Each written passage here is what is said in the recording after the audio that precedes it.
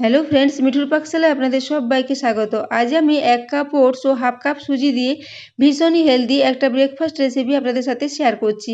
তো এই জন্য আমি একটা ফ্রাই প্যান গ্যাসে বসিয়ে দিয়েছি। তাতে আমি মেজারিং কাপ মেপে 1 কাপ পরিমাণে ওটস নিয়েছি। এখানে আমি স্টিল কাটস ওটসের ব্যবহার করেছি। আপনারা চাইলে এখানে যে কোনো ওটসের ব্যবহার করতে পারেন। তো ওটসটাকে প্রায় 3 থেকে 4 মিনিটের জন্য একটু হালকা করে ভেজে নিয়েছি। এরপর এই ওটসটাকে একটা পাত্রে তুলে রেখে দিলাম ঠান্ডা হওয়ার জন্য। এরপর ওই একই ফ্রাই প্যানের মধ্যে আমি হাফ কাপ পরিমাণে সুজি নিয়ে নিচ্ছি। সুজিটাকেও দিয়ে এই শুকনো কড়াতে একটু ভালো করে ভেজে নিচ্ছি। এখানে ভাজার সময় কোনো তেল বা ঘি কোনো কিছু দেওয়ার প্রয়োজন নেই। শুকনো খোলাতেই এইভাবে একটু নেড়েচেড়ে এটাকে ভেজে নেব। সুজিটাকেও প্রায় 2 থেকে 3 মিনিটের জন্য একটু নেড়েচেড়ে এভাবে ভাজা ভাজা করে নেব। তো সুজিটা যখন খুব ভালো করে ভাজা হয়ে যাবে এটাকেও একটা পাত্রে তুলে নেব।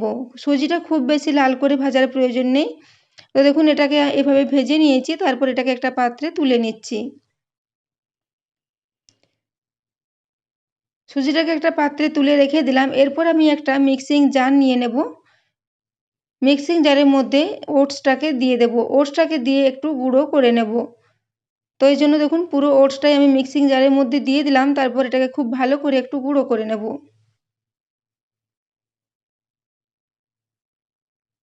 তো দেখুন ওটসটাকে এরপর আমি খুব ভালো করে গুঁড়ো করে নিয়েছি।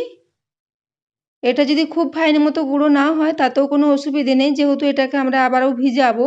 তো ভিজানোর সময় এটা খুব ভালো মতো আবারও ভিজে যাবে। তো এরপর আমি দেখুন ওই সুজির সাথেই এই ওটসের গুঁড়োটাকে নিয়ে নিচ্ছি। ওটসের গুঁড়োটা নিয়ে নিলাম। এরপর ওই সাথেই আমি স্বাদ মতো একটু লবণ দিয়ে দিচ্ছি। লবণটা দেওয়া হয়ে গেলে এই 3টা উপকরণকে খুব ভালো করে একটু মেখে নেব। সুজি, ওটস ও লবণটাকে দিয়ে শুকনো অবস্থায় খুব ভালো করে আগে একটু মেখে নেব এভাবে। এটাকে খুব ভালো মতো মেশানো হয়ে গেলে এখানে আমি জল দিয়ে দেব। তো মেজারিং কাপ মেপে এখানে দেখুন প্রথমে 1 কাপ জল নিয়েছি। 1 কাপের পুরো জলটাই দিয়ে দেব। তারপর আমি আবারও 1 কাপ জল নেব। তো আবারও 1 কাপ জল নিয়ে তার অর্ধেকটা পরিমাণে জল দিচ্ছি। প্রয়োজন হলে আবারও অর্ধেকটা দিয়ে দেব। সুজি এবং ওটস দুটোই যেহেতু অনেকটাই জল টেনে নেয়, সেজন্য জলটা একটু বেশি করেই দিতে হবে। তো দেখুন এরপর চামচে করে এটাকে খুব ভালো করে নেড়েচেড়ে জলটা মিশিয়ে নিচ্ছি। তো বন্ধুরা, আজকে আমি একটা ভীষণই হেলদি ব্রেকফাস্ট রেসিপি আপনাদের সাথে শেয়ার করেছি। এই রেসিপিটা যদি আপনাদের ভালো লেগে থাকে তাহলে অবশ্যই চ্যানেলটি সাবস্ক্রাইব করে আমার পাশে থাকবেন এবং পাশে থাকা বেল আইকনটি অবশ্যই প্রেস করে রাখবেন। তাহলে আমি যে কোনো নোটিফিকেশানই ছাড়ি না কেন তার সবার আগে আপনার কাছে পৌঁছে যাবে। তো দেখুন এটা খুব ভালো করে মেশানো হয়ে গেছে। তারপর বাকি যে অর্ধেকটা জল ছিল সেই জলটাও আবার পুরোটা দিয়ে দিলাম। কারণ ওটস ও সুজি যেহেতু অনেকটাই জল টেনে নেবে, সেজন্য প্রথম অবস্থায় একটু বেশি করে জল দিয়েই এটাকে মিশিয়ে নিলাম। এটাকে এভাবে খুব ভালো করে মেশানো হয়ে গেলে ঢাকা দিয়ে এটাকে আমি প্রায় 10 মিনিটের জন্য একটু রেস্টে রেখে দেব।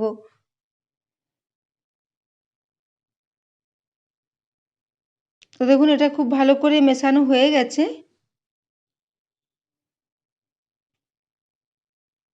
এরপর এটাকে 10 মিনিটের জন্য ঢাকা দিয়ে রেখে দিয়েছিলাম। 10 মিনিট পরে ঢাকাটা আমি খুলে নিলাম।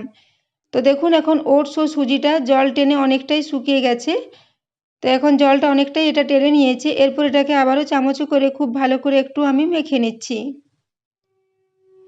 চামচে করে খুব ভালো করে এটা যখন মাখানো হয়ে যাবে তখন এখানে আমি মেজারিং কাপ মেপে 1/4 কাপ পরিমাণে টক দই দিয়েছি।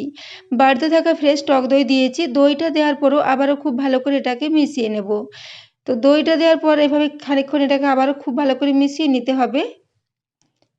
তো বন্ধুরা, আমার আজকের রেসিপিটা যদি আপনাদের ভালো লেগে থাকে তাহলে অবশ্যই বন্ধুদের সাথে একটু শেয়ারও করে দেবেন এবং রেসিপি পছন্দ হলে একটা লাইক করতে ভুলবেন না। তো দেখুন খুব ভালো করে এটাকে মিশিয়ে নিয়েছি। এরপর আমি হাতের মুঠোর 1 মুঠো পরিমাণে এখানে কুচনো ধনেপাতা দিয়ে দিলাম এবং ওই সাথেই দিয়ে দেব প্রায় হাফ চা চামচ পরিমাণে গোটা জিরে এবং ওই সাথেই দিয়ে দেব প্রায় হাফ চা চামচ পরিমাণে একটু গোলমরিচের গুঁড়ো। এখানে আর বিশেষ কোনো মশলা দেব না। এটা দিয়ে এটাকে খুব ভালো করে মিশিয়ে নেব। তো বন্ধুরা, আমি আজকে একটা সম্পূর্ণ নতুন ধরনের রেসিপি আপনাদের সাথে শেয়ার করেছি। ওটসের এই রেসিপিটা আপনারা সকালে ব্রেকফাস্টে বা বাচ্চাদের স্কুলের টিফিনে বা এটা রাত্রে ডিনারও বানিয়ে খেতে পারেন। ভীষণই হেলদি একটা রেসিপি। তো দেখুন এরপর সমস্ত কিছু দিয়ে খুব ভালো করে মিশিয়ে নিয়েছিলাম। তারপর এখানে 1/4 চামচ পরিমাণে একটু বেকিং সোডা দিয়ে দিলাম, যাতে আমাদের এই রেসিপিটা ভীষণই সফট ও জালিদার মতো তৈরি হয়। তো দেখুন এটা বেকিং সোডাটা দেওয়ার পর খুব ভালো করে চামচে করে মিশিয়ে নিচ্ছি। তো এটা খুব ভালো করে মিশিয়ে নিতে হবে বেকিং সোডাটা দেওয়ার পর। তো এটা এরপর মেশানো হয়ে গেলে একটা বড় হাতা নিয়ে নিলাম।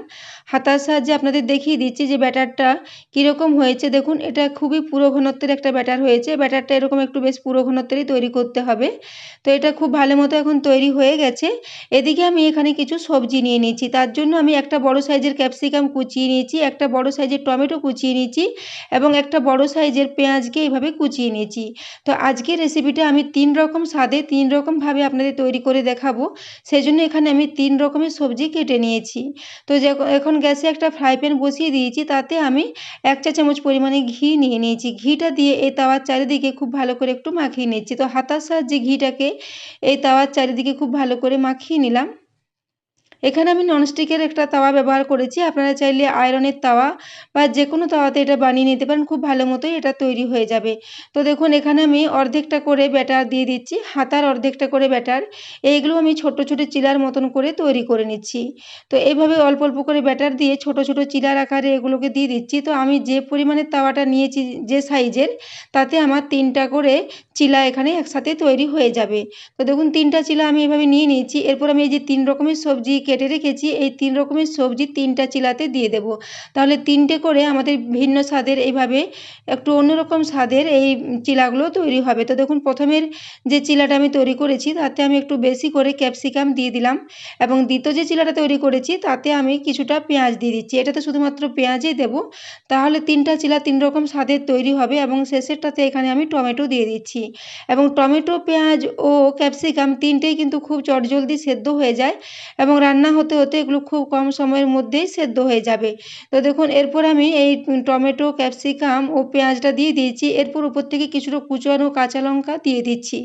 বাচ্চাদের জন্য যদি তৈরি করেন সেক্ষেত্রে আপনারা লঙ্কাটা একটু বুঝে শুনে দেবেন। তো দেখুন এরপর কাঁচা লঙ্কাটা দেওয়ার পর খুবই অল্প করে উপরে লবণ ছড়িয়ে দিলাম। তাহলে এই পেঁয়াজ ও টমেটো, ক্যাপসিকামটা খুব তাড়াতাড়ি সেদ্ধ হয়ে যাবে। তো এরপর এটাকে ঢাকা দিয়ে প্রায় 1.5 মিনিটের জন্য একটু একদম মিডিয়াম ফ্লেমে রেখে দিয়েছিলাম। তো দেখুন এখানে চিলাগুলো অনেকটাই এখন ফুলে গেছে। এরপর উপর থেকে আমি আবারও অল্প পরিমাণে ঘি দিয়ে দিচ্ছি, যাতে ওল্টানোর পর নিচের দিকটা খুব ভালো মতো ভাজা হয়ে যায়। তো বন্ধুরা এখানে আমি এটা ঘি দিয়ে তৈরি করেছি। আপনারা চাইলে এটাকে তেল দিয়েও তৈরি করে নিতে পারেন। তো দেখুন এখানে আমি এরপর একটু ঘিটা দেওয়ার পর এগুলোকে উল্টে নিচ্ছি। তো দেখুন নিচের দিকটা খুব ভালো মতো ভাজা হয়ে গেছে। এরপর উল্টানোর পর নিচের দিকটাও আবারও 1.5 মিনিট ধরে একটু ভেজে নেব। তো বন্ধুরা আজকে আমি 3 রকম স্বাদের 3টা করে চিলা তৈরি করেছি। তো এইরকম এই রেসিপিটা আপনারা সকালে ব্রেকফাস্টে অবশ্যই বানিয়ে দেখতে পারেন এবং বানিয়ে দেখলে কমেন্ট করে জানাতে ভুলবেন না। তো দেখুন এরপর আমি এই দিকটাও আবার 1.5 মিনিটের জন্য একটু ভেজে নিয়েছি। 1.5 মিনিট পর এগুলোকে উল্টে দিচ্ছি। দেখেই বুঝতে পারছেন যে সবজিগুলো খুব ভালো মতো সেদ্ধ হয়ে এই চিলার সাথে একদমই মিশে গেছে। তো সবজিগুলো বন্ধুরা আপনারা একসাথে এই ব্যাটারের মধ্যে মিশিয়েও করতে পারেন, কিন্তু সেক্ষেত্রে এর স্বাদটা অতটা ভালো লাগবে না। এইভাবে উপরে সবজি দিয়ে যদি এইভাবে চিলাগুলো তৈরি করা হয় তাহলে তার টেস্টটা খুবই ভালো হয় এবং বাচ্চারা এরকম রং বেরঙের চিলা দেখে ভীষণই পছন্দ করবে। সেজন্য এরকমের একটা রেসিপি আপনারা বাচ্চাদের স্কুলের টিফিনের জন্য বানিয়ে দিতে পারেন। বাচ্চারা ভীষণই পছন্দ করবে এবং বাচ্চাদের জন্য এটা ভীষণই হেলদি একটা রেসিপি। তো দেখুন এরপর আমি দ্বিতীয় ব্যাচের আবারও 3টা চিলা একই পদ্ধতিতে তৈরি করে নিয়েছি। তারপরে এই সমস্ত চিলাগুলোকে আমি সার্ভ করে দিচ্ছি। তো বাকি সমস্ত চিলাগুলো এখনো আমার ভাজা হয়নি, বাকিগুলো আমি পরে ভেজে নেব। তো আমি যে পরিমাণে ব্যাটার এখানে তৈরি করেছিলাম তা থেকে আমার মোট 12টা মতো চিলা তৈরি হয়েছিল। তো দেখুন এখানে আমি সমস্ত চিলাগুলোকে সার্ভ করে দিলাম। এরপর আমি দেখিয়ে দিচ্ছি যে এগুলো দেখুন, দেখেই বুঝতে পারছেন নিচের দিকটা কতটা জালিদার তৈরি হয়েছে এবং ভীষণই নরমভাবে তৈরি হয়েছিল। তো দেখুন বন্ধুরা এরপর একটা কেটে আমি দেখিয়ে দিচ্ছি। এটাকে আপনারা চাইলে যেকোনো চাটনির সাথে সার্ভ করতে পারেন। তবে আমি এটাকে বাড়িতে থাকা টক দইয়ের সাথেই সার্ভ করেছি সকালের ব্রেকফাস্টে। তো দেখুন এরপর এটাকে আমি টক দইয়ের সাথে সার্ভ করে দিলাম। এইভাবে এই রেসিপিটা তৈরি করলে এটা ভীষণই নরম এবং ভীষণই সফট ও জালিদার মতো তৈরি হয়। বন্ধুরা এই রেসিপিটা আপনারা বাড়িতে অবশ্যই ট্রাই করবেন এবং কমেন্ট করে জানাবেন যে আপনাদের কেমন লেগেছে। তো দেখুন এগুলো আমি ভেঙে আপনাদের দেখিয়ে দিলাম। দেখেই বুঝতে পারছেন এগুলো কতটা নরম হয়েছে। এগুলো ঠান্ডা হওয়ার পরও একই রকম থাকে। তো বন্ধুরা এতক্ষণ পর্যন্ত এই রেসিপিটি দেখার জন্য আপনাদের অশেষ ধন্যবাদ। আবারও চলে আসবো নিত্য নতুন কোনো ভিডিও নিয়ে। ততক্ষণের জন্য সবাই সুস্থ থাকবেন, ভালো থাকবেন।